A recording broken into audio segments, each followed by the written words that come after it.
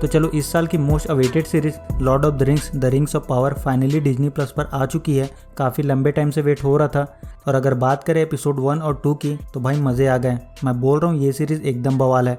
देख के ही पता चलता है बहुत माल फूका इन लोगों ने। पर फिलहाल सीधे आते हैं वीडियो पे। तो इस वीडियो में अपन इसकी स्टोरी और डिटेल के बारे में बात करेंगे। पर उससे पहले नीचे लाल बटन पर जाओ और जो करना है वो करो, बस लाल बटन को ग्रे कर देना। So let start, stay with me and let me explain. तो स्टार्टिंग में अपने को गैलेड्रियल को दिखाया जाता है जो कि नोबलेस हाई एल्व्स होती है, जिसे एग्जाइल्स भी बोला जाता है। और यहाँ गैलेड्रियल अपनी स्टोरी बताती है कि उनकी लाइफ में सब कुछ ठीक ठाक चल रहा था और इस बीच मॉर्गोथ नाम का एक शैतान अपनी ऑर्क की सेना के साथ उन पर हमला करता है। तो मॉर्गोथ का एक्चुअल नाम होता है मेलकॉर। पर वेलिनार के 2 ट्री डिस्ट्रॉय करने के बाद और वहाँ के हाई किंग फिनवे के मर्डर करने के बाद फिनवे के बेटे फियोनोर ने उसे ये नाम दिया था। बेसिकली इसका मतलब होता है डार्क एनिमी। एनीवे, तो ऑर्क के हमला करने के बाद वेलिनोर की सेना वेलिनोर को छोड़कर ऑर्क से जंग करने के लिए मिडिल अर्थ पहुंचती है। और इस जंग में मिडिल अर्थ पूरी तरह से तबाह हो जाता है और एंड में मॉर्गोथ की हार होती है। पर तब तक उसके ऑर्क पूरे मिडिल अर्थ में फैल चुके थे और वो लोग लगातार बढ़ रहे थे। और ये सब कर रहा था मॉर्गोथ का एक कनिंग सॉर्सरर सौरॉन। उसके भाई फिनरोड ने उसे ढूंढकर मारने की कसम खाई थी, पर सौरॉन ने उसे मार दिया और अपना एक निशान उसकी बॉडी में छोड़ दिया, जिसका मतलब वो लोग अब तक नहीं समझ सके। और फिर उसने कसम खाई कि उसके भाई का अधूरा काम वो पूरा करेगी। और फिर वो सौरॉन की तलाश में दुनिया के हर कोने तक गई, पर उसका कुछ पता नहीं चला। और लोगों का मानना है कि शायद अब सौरॉन मर चुका है, पर उसे इस बात पर यकीन नहीं। जिसके बाद अपने को दिखाया जाता है कि गैलेड्रियल अपने लोगों के साथ नॉर्थ स्ट्रॉन्गलैंड पहुंचती है, क्योंकि लास्ट बार सारे ऑर्क यहीं इकट्ठा हुए थे। पर अब तक जो कोई स्ट्रॉन्गलैंड पहुंचा है उनके हाथ कुछ नहीं लगा और उन्हें खाली हाथ ही लौटना पड़ा। और थॉन्डीर गैलेड्रियल को बोलता है कि सालों से यहाँ कोई ऑर्क नहीं आया और हो सकता है कि उसके लोग सही हों और उनके एनिमीज खत्म हो चुके हों। और थॉन्डीर गैलेड्रियल को घर वापस चलने के लिए बोलता है, क्योंकि उनके किंग ने जो उन्हें वापस आने का टाइम दिया था वो ऑलरेडी निकल चुका है। पर गैलेड्रियल थॉन्डीर की बात नहीं सुनती और उन्हें आगे बढ़ने के लिए बोलती है। और फिर वो लोग एक जगह पर पहुंचते हैं जहाँ मॉर्गोथ के हार के बाद ऑर्क इकट्ठा हुए थे। और वहाँ गैलेड्रियल को मॉर्गोथ का निशान मिलता है, जैसा निशान उसने अपने भाई के बॉडी में देखा था। और गैलेड्रियल थॉन्डीर को बोलती है कि सुबह होते ही वो लोग नॉर्थ की तरफ जाएंगे। तभी एक स्नोटोल रियान पर हमला करता है और सबको मारने लगता है। पर गैलेड्रियल उसे जैसे तैसे करके ठिकाने लगा देती है। और फिर गैलेड्रियल अपने लोगों से बोलती है कि वो लोग सुबह होते ही निकल जाएंगे। पर थॉन्डीर बोलता है कि अब उसे अकेले जाना होगा और वो लोग उसके साथ नहीं आएंगे और वो लोग सरेंडर कर देते हैं। जिसके बाद अपने को एलरॉन्ड को दिखाया जाता है और एक एल्फ अटेंडेंट आकर एलरॉन्ड को बताती है कि उसकी दोस्त गैलेड्रियल वापस आ गई है। जिसके बाद एलरॉन्ड गैलेड्रियल से मिलने पहुंचता है और गैलेड्रियल उसे उस निशान के बारे में बताती है और बोलती कि ये निशान ये सबूत है कि सौरॉन अब भी जिंदा है। इसलिए वो किंग से एक नई आर्मी की मांग करने वाली है, इसलिए उसे बस किंग से मिलना है। एलरॉन्ड बोलता है कि उसकी आर्मी ने उसे नहीं छोड़ा, बल्कि उसने अपनी किंग की बात नहीं मानी और अपनी जर्नी को जारी रखा। और किंग उसे पनिश करने की जगह उसे ऑनर कर रहा है, इसलिए वो कुछ ऐसा ना करे कि किंग को ऐसा फैसला लेना पड़े जो उसकी उम्मीदों को तोड़ देगा। जिसके बाद अपने को हाई किंग गलाड को दिखाया जाता है और किंग गलाड गैलेड्रियल और उसके लोगों को ऑनर करता है। किंग बोलता है कि मॉर्गोथ सदियों पहले ही मर चुका है और अब जंग खत्म हो चुकी है, इसलिए वो लोग अपने घर वेलिनोर वापस जा रहे हैं। आगे एलरॉन्ड गैलेड्रियल को बोलता है कि अगर उसका भाई होता तो उस पर प्राउड करता, पर गैलेड्रियल इस बात से खुश नहीं होती। और गैलेड्रियल बोलती है कि ये गिफ्ट जो उसे किंग ने दिया है उसने इसे ना लेने का फैसला किया है। उसके भाई ने सौरॉन को खोज में खुद की जान दे दी और अब ये जिम्मेदारी उसकी है और वो उसे ढूंढ कर रहेगी, फिर चाहे उसे ये सब अकेले ही क्यों ना करना पड़े। एलरॉन्ड बोलता है कि उसने वो निशान किंग को दिखाया, पर इसका मतलब ये नहीं कि वो सौरॉन तक पहुंच गई और हो सकता है वो सच में मर गया हो। और एलरॉन्ड बोलता है कि अगर वो गलत हुई तो क्या इतने एल्फ की जान को खतरे में डालना ठीक होगा।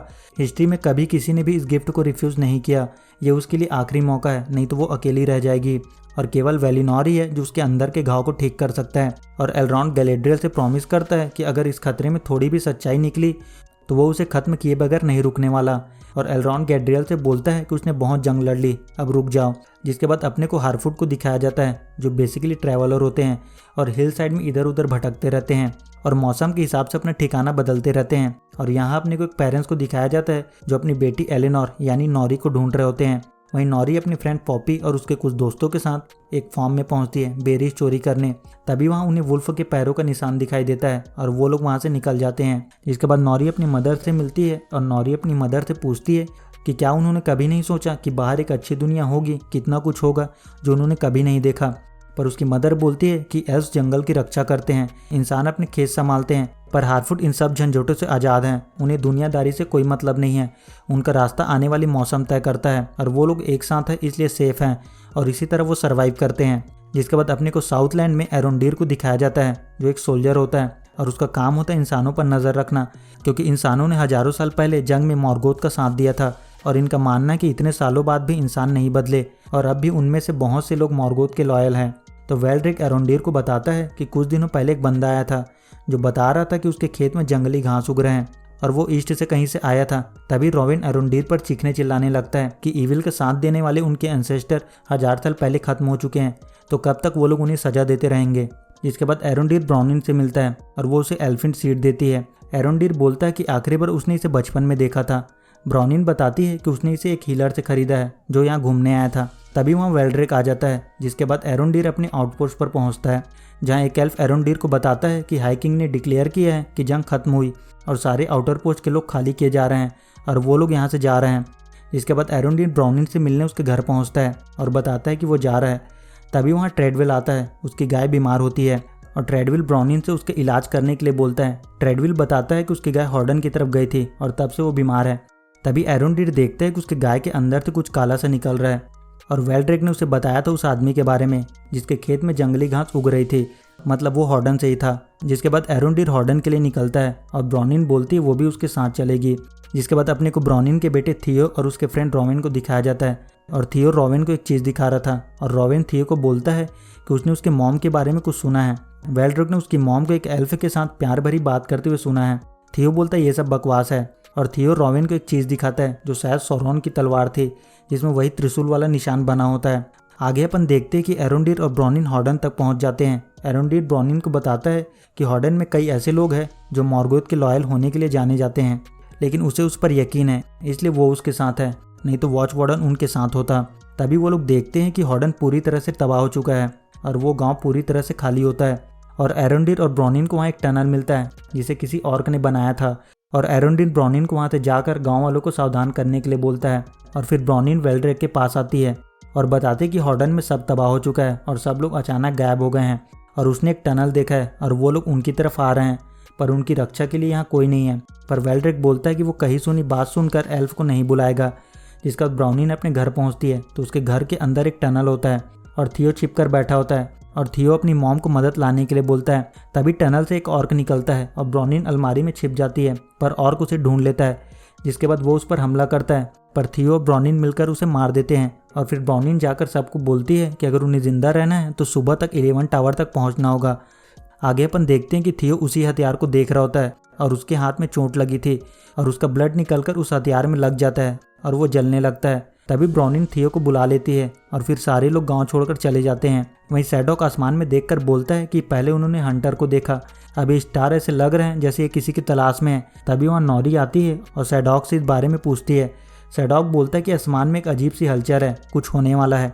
इधर एलरॉन किंग को बताता है कि गैलेडियल को यकीन था कि सौरॉन अब भी जिंदा है और उसकी खोज जारी रहनी चाहिए और किंग बोलता है कि वो जानता है, पर अगर ऐसा होता तो जिसे वो हराने निकली है वो उसी के वजूद का हिस्सा बन जाता और ये मिडिल अर्थ के लिए ठीक नहीं होता।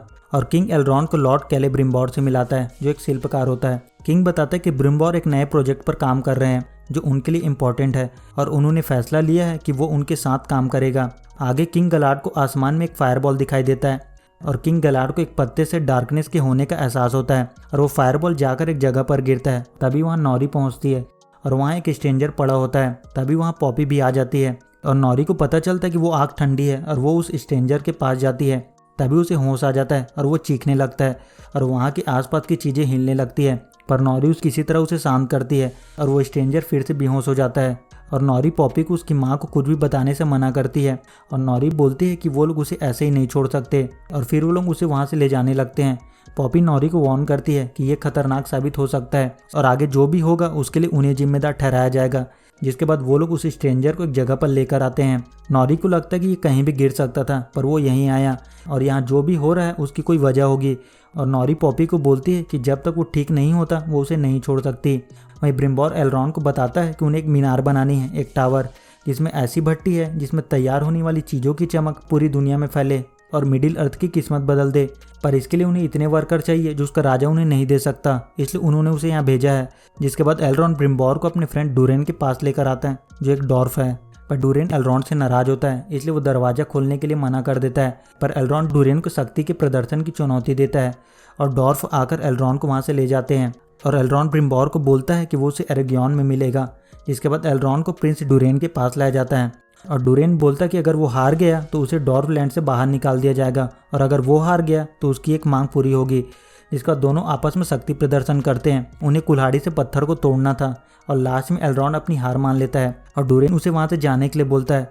एलरॉन डूरेन से पूछता है कि आखिर वो उससे नाराज क्यों है। डूरेन बताता है कि वो उससे 20 साल बाद मिलने आया है। उसने उसकी शादी और उसके दोनों बच्चे को जन्म पर बुलाया था पर वो नहीं आया और एलरॉन डूरेन को सॉरी बोलता है। जिसके बाद डूरेन एलरॉन को अपने घर लेकर आता है ताकि एलरॉन उसकी फैमिली से माफ़ी मांग सके और एलरॉन डूरेन की वाइफ से मिलता है और फिर वो लोग अपनी स्टोरी बताते हैं कि वो लोग कैसे मिले और डूरेन उसे उसके राजा का प्रपोजल सुनाने के लिए बोलता है।